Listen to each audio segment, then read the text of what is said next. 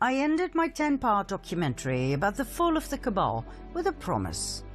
A promise to dive deeper into the story behind the darkness in this world we live in. What happened? How did we get to this point? Who is the Cabal?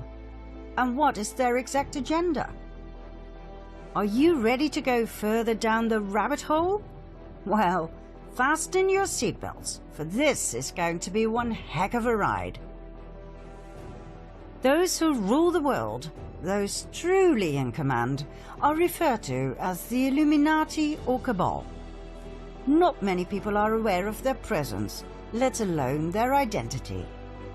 We have grown to believe that our countries are ruled by presidents, by kings and queens and governments. But the truth is, these are mere puppets on a string. Who pull the strings? This small yet mysterious and elusive group that forms shadow governments and who play the world and all of humanity like gods playing chess. Is the Cabal for real? Or is it just a myth, blown out of proportion by conspiracy theorists looking for a common enemy? The Cabal is very real. The evidence can be found throughout history, abundantly.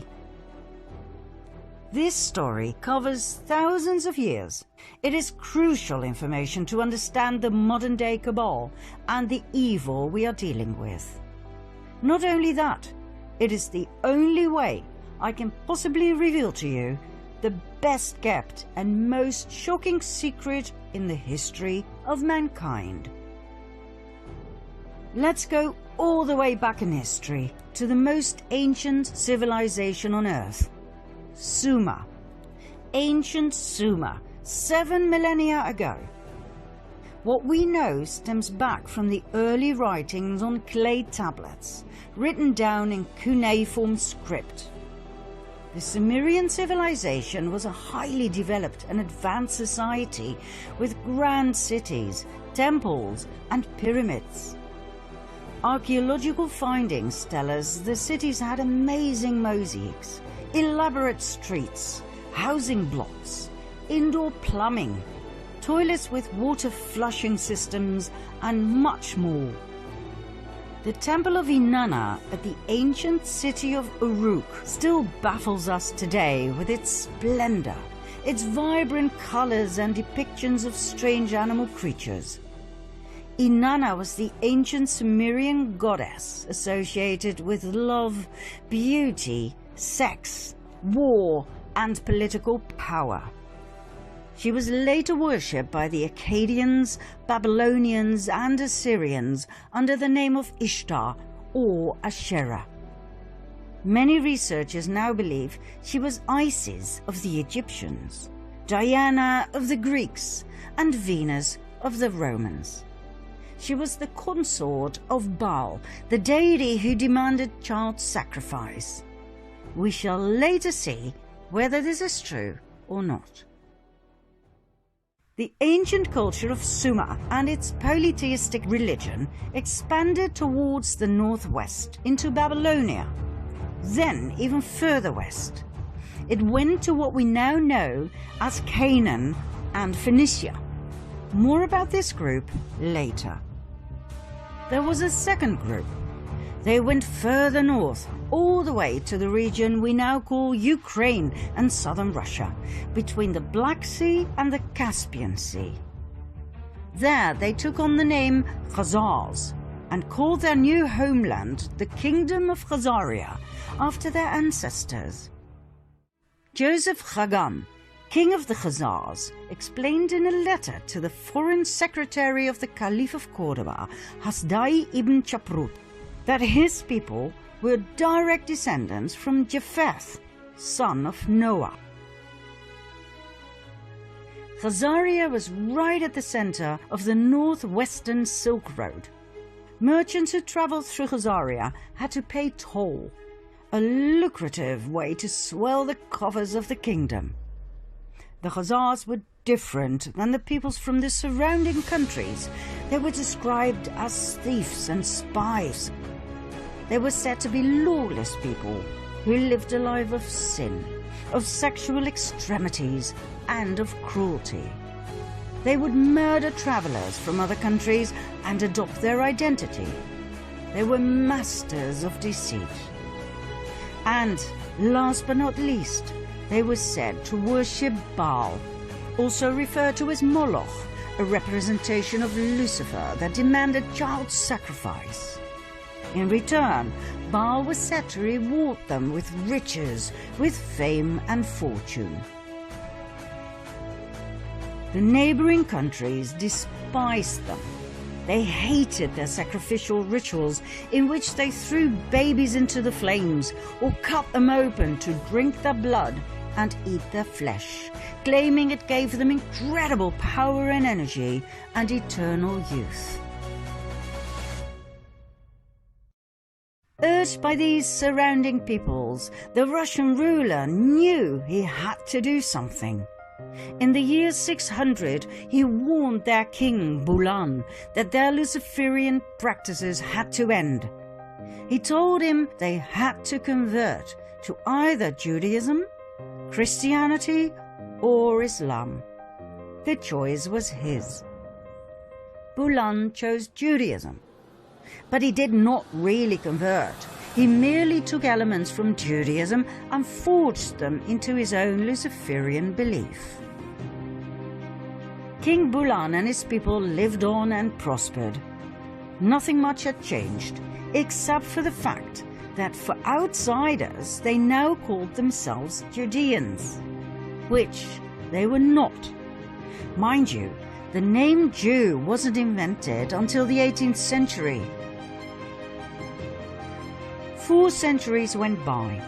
In 965 AD, the Russian ruler, Grand Prince of Kiev, Sviatoslav I, felt they had gone too far with their continued devil-worshipping and child sacrifice. He decided to wipe them out. But the Khazars had their spies everywhere, and the Russian cunning plan was brought to the ears of the Khazarian king, who, just in time, fled the country with his 25 wives and 60 concubines, all of the nobility, plus an enormous amount of gold and silver. The entire exodus of royalty and nobility went via Hungary to Poland, then from Germany southward to France and Spain. Everywhere they went, some were left behind.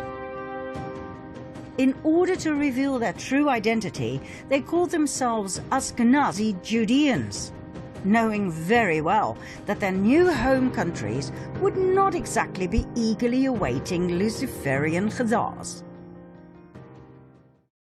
Ashkenaz, by the way, was the name of a region they inhabited during their migration from Sumer to Babylonia to the Caucasus. Like all regions at that time, this one too was called after the descendants of Noah. Ashkenaz being a grandson of Japheth and great-grandson of Noah. Now don't worry, you don't have to remember any of this. We just need to tell you from a historical point of view. It does explain a lot though, as Japheth, son of Noah, had 2 grandsons, Ashkenaz and Togarma, who became arch-enemies according to rabbinic literature. Now the people we are dealing with here descended from Togarma, yet they adopted the name of their arch-enemy, Ashkenaz. Why? We will soon find out. Just remember this, it was all by design. The Ashkenazim settled in their new homelands and swore to rebuild their empire. In no time, they built up an empire of wealth and influence. After all, they were the royalty and nobility of the ancient bloodlines of Sumer and Babylonia. They had the startup capital, so to speak. They swore to take revenge on Russia, the country they had been expelled from. Their revenge also stretched out to the Jews, as in the original people from Judea. Why? Because back in the time of Princess Jezebel, during a situation in which 2 deities were challenged, they chose Yahweh over Baal. That was their death sentence, as the Khazari and Ashkenazim would never forget nor forgive. Within a few years after they had settled in Europe, they formed an absolute master plan. A plan so big, so intelligent, and so evil, it would change the fate of the world forever. One of the Khazarian families that had joined the exodus from Khazaria was the Rothschild family.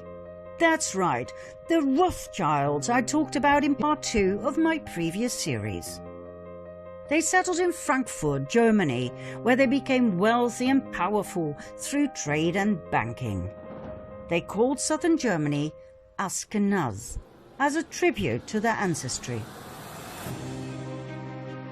They offered notes to travelers who left behind their gold and silver, safely stored in the vaults of the Rothschilds, banknotes against deposits.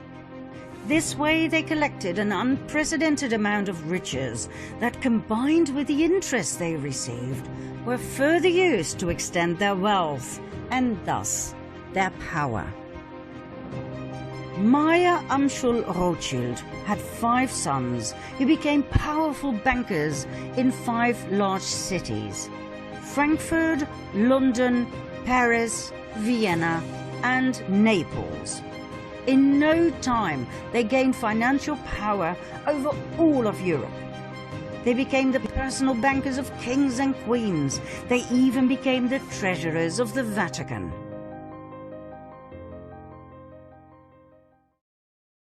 Before we continue with an event in the 18th century that has been deliberately erased from our history books, we have to pause this storyline and go back to the early Middle Ages for a second storyline. The two will meet during this 18th century event, and when they do, things will fall into place, I promise. We'll start in the age of the Crusades. In 1048 AD, an organization was founded that we refer to as the Order of Malta. They were founded in Jerusalem. Their goal was dual. One arm of the order ran a hospital in the Holy Land to tend to Christian pilgrims. The other arm was military, tasked by Rome to protect Christians against the local Muslim population. Their symbol? The equal-armed Maltese cross. During the first 50 years of their existence, Jerusalem was Muslim territory. The amount of Christian pilgrims who went to Jerusalem was limited, even by Islamic law. In 1096 AD, the first of 9 wars broke out. It became known as the First Crusade. The Crusades were religious wars initiated and supported by the Roman Catholic Church. Their goal was to recover the Holy Land from Islamic rule. 3 years after the Crusaders had left for the Holy Land, this goal was achieved. Godfrey de Bouillon and his brother Baldwin, leaders of the First Crusade, became rulers of Jerusalem. The Crusades may have been romanticized in literature and movies, but the truth is, they were insane religious wars focused on nothing but death, destruction, and forced conversion. An estimate of nearly 2 million people died. In 1118, a French knight by the name of Hugh de Payan founded a military order together with 8 relatives and friends. They called the order the Poor Knights of the Temple of King Solomon, later known as the Knights Templar. This order sprang forth from a secret society called the Prieuré de Sion, the Priory of Zion, an order that, by the way, is still alive and active today. With the support of the King of Jerusalem, the Knights Templar set up headquarters on the sacred Temple Mount. Their official goal was to protect pilgrims on the way from Europe to Jerusalem. In and of itself, this is fascinating. 9 knights were officially appointed to protect Christian pilgrims over a distance of 4,000 to 5,000 kilometers. God only knows how they did it. Their not-so-official goal was to rebuild the Temple of Solomon that had been destroyed in 586 BC by the king of Babylon, Nebuchadnezzar. Why this was so important to them, we will show later on. In 1129, the Order of the Knights Templar received the official support of the Roman Catholic Church. The order grew abundantly and donations came pouring in from all over Europe.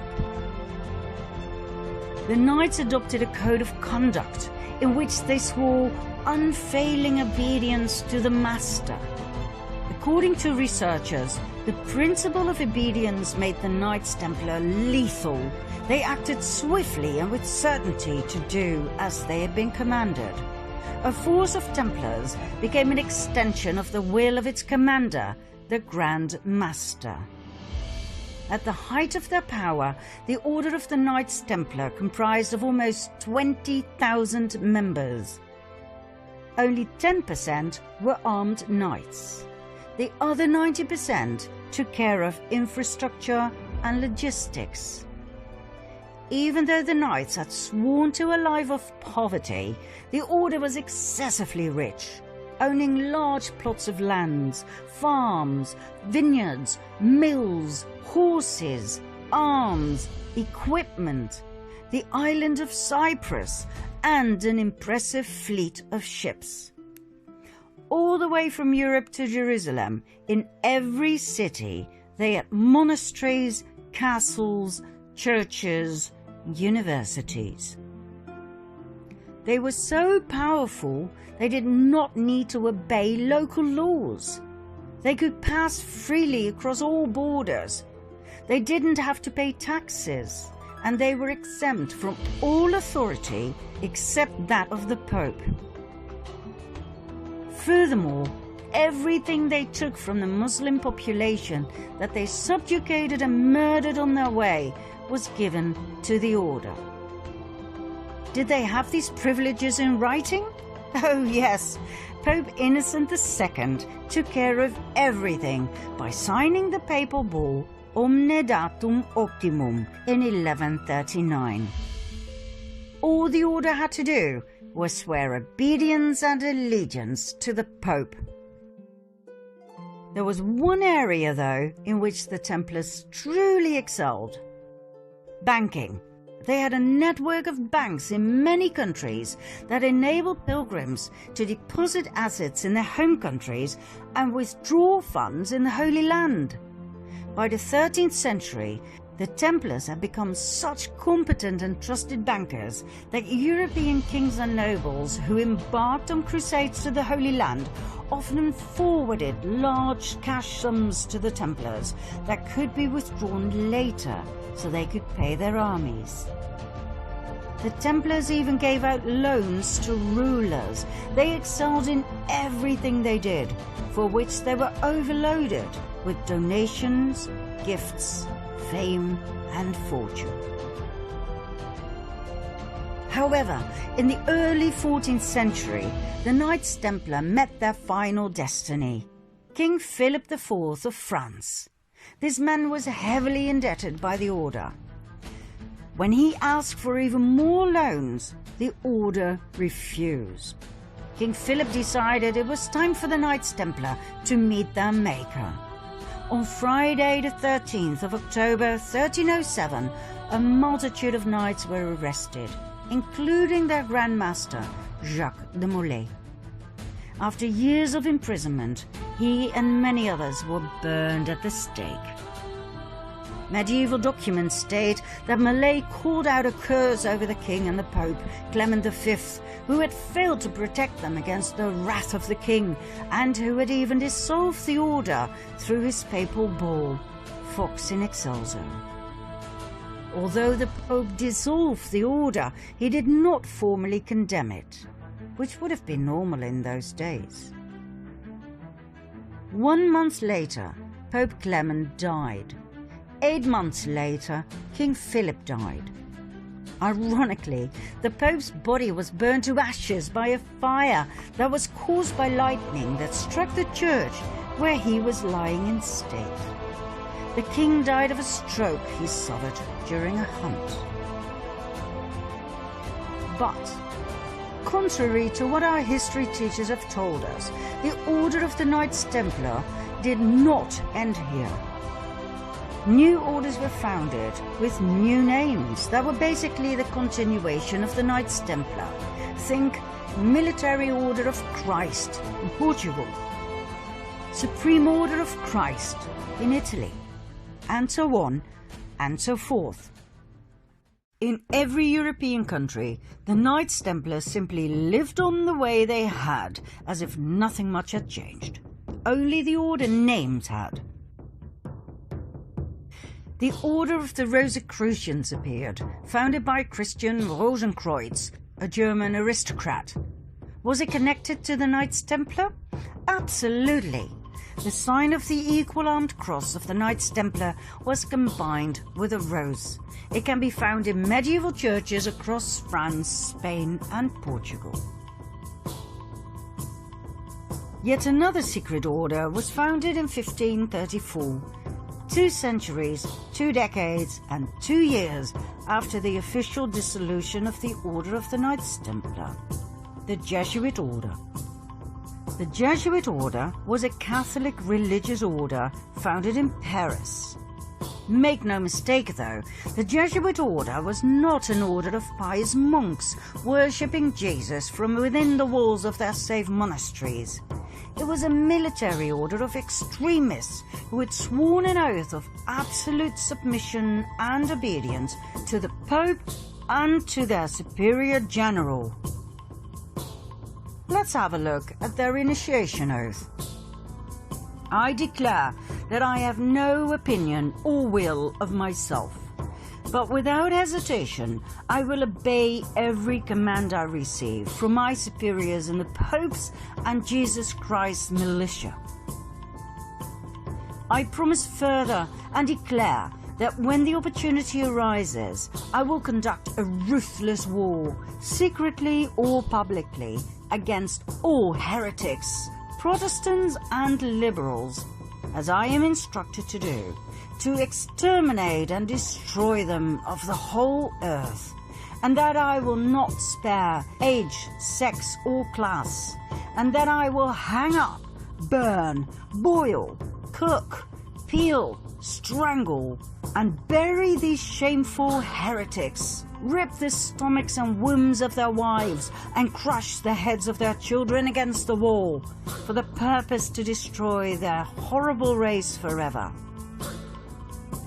If this cannot be done openly, I will secretly administer the cup with poison, the strangling rope, the steel of the dagger, or the leaden bullet, regardless of the honor, rank, dignity, or authority of the person or persons, as I will at any time be instructed by an agent of the Pope or superior of the Brotherhood of the Holy Faith of the Order of Jesuits. In confirmation of which I hereby dedicate my life, my soul, and all of my corporal powers, and with this dagger which I now receive, I will subscribe my name written in my own blood, in testimony thereof. And should I prove false or weaken in my determination, may my brethren and fellow soldiers of the militia of the Pope cut off my hands and my feet, and my throat from ear to ear, my belly opened, and sulphur burned therein, with all the punishment that can be inflicted upon me on earth, and my soul be tortured by demons in an eternal hell forever. Not exactly what you would expect from an order of Jesus, right? Mind you, when we refer to the Jesuit order in relationship to the Cabal, we are not talking about the lower segments of the order. I personally know of Jesuit priests who are wonderful human beings and who've brought a lot of beauty and wisdom into this world. What we're referring to here is the top of the pyramid, the absolute elite of the order, better known as the Jesuit Council. Documents from the Golden Age show us that the Jesuit order grew into an extremely powerful group of men. Their influence went far beyond the religious world. It stretched all the way into the secular. They infiltrated the old Masonic lodges. The Masons were skilled tradesmen in the construction trade. They worked with their hands. They worked hard, physical labor. The infiltrated Jesuits were allowed to join because of their contributions in the area of architecture, science and arts. They were called the Free and Accepted Masons, hence the name Freemasons. The Freemasons were wealthy men with a special knowledge of architecture. It is known that they were especially interested in the Temple of Solomon, just like the Knights Templar. Furthermore, they were focused on the preservation of esoteric knowledge, for instance about the Kabbalah. The fascination with the Temple of Solomon is not the only link between the Freemasons and the Knights Templar. Even today, the York Rite administers 3 orders of Masonry, one of which is the Knights Templar. The Knights Templar of the York Rite is a military branch of the Freemasons, just like the medieval order of the Knights Templar. They both have the symbol of the equal-armed Red Cross. So, in short, the Freemasons were a highly secretive group of powerful Jesuits who had infiltrated the countless Masonic lodges across the world. They founded their own umbrella lodge in 1717, the Premier Grand Lodge of England, and that would turn out to be their salvation. What happened? The Jesuits had become way too powerful to the liking of 80 heads of states worldwide who obviously felt threatened by the powerful order. They banned the order and put pressure on the Pope, Clement XIV, to do the same. In 1773, the Pope succumbed to their demand. He promulgated the Dominus Ac Redemptor, the Bull of Extinction, that put an end to the Jesuit order. It seems indeed history repeated itself. But guess what? It didn't end there. Just like the Knights Templar before them, they continued using another name. In this case, the Freemasons. 1 year after his betrayal of the Jesuits, Pope Clement was murdered by poisoning. Just like the Luciferian Khazars, the Jesuits too, and their predecessors like the Knights Templar, had a taste for revenge. Now, we promised that our 2 storylines would come together at an historical event that would massively impact the world. We have finally reached that point. Do you want to know what happened? Follow me to part 2.